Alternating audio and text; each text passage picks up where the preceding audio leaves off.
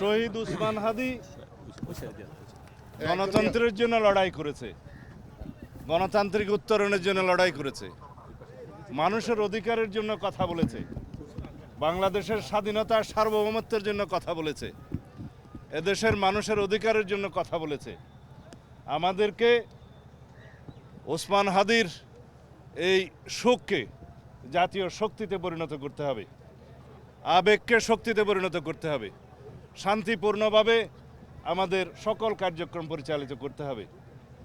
দেশীয় এবং বিদেশীয় সকল চক্র যারা গণতন্ত্রের পথে বাধা হয়ে দাঁড়াতে চায়, যারা নির্বাচনকে বাধাগ্রস্ত করতে চায়, এদেশের গণতান্ত্রিক উত্তরণকে যারা বাধাগ্রস্ত করতে চায়, কণ্ঠকাঠিন্য করতে চায়, তাদেরকে আমরা সমুচিত জবাব দেব গণতান্ত্রিক উত্তরণের প্রক্রিয়াকে সহজতর করে।